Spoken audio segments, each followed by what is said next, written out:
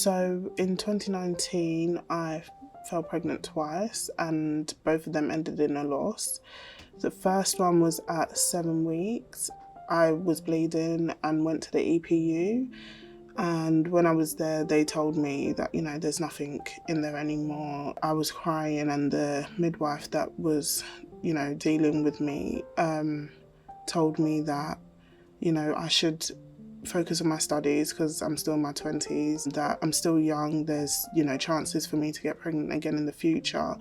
And even if that may be the truth, obviously at that time, that's not what anyone would want to hear. You've just lost your child and someone's telling you that you can have another one, but no child will replace another child. And then later that year, I went on to get pregnant again, and that ended in a loss again, but at 20 weeks. So I went into spontaneous preterm labour, was rushed to hospital, and when I was taken to the labour ward, there was a lack of transparency. No one told me what was happening, really.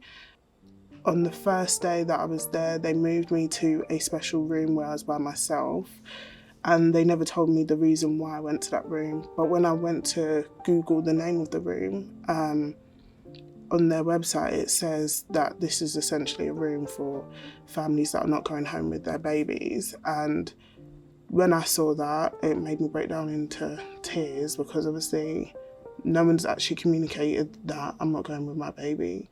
And I've only found that out because I had the curiosity to Google. And also, while I was in that room, they gave me one of the paper bowls that people, throw up in, and they put it in the toilet and was like, oh yeah, we just need this for a urine sample, when in actual fact it was in case I gave birth while going toilet and, to catch the baby. Fine, they might not be able to have done anything to save the baby, but the lack of transparency, the lack of sensitivity, that really did scar me. I've now gone on to have a rainbow baby, and fortunately this time, because I complained to my women's health counsellor, they were able to give me special care and put me under the care of the pregnancy after loss midwife unit. And the midwives that I had this time, they were, advocating for me. They were transparent about everything that's going on. It was great that they're caring and they're like, we want you to go home with the baby, and everything went well, and I've got my baby now.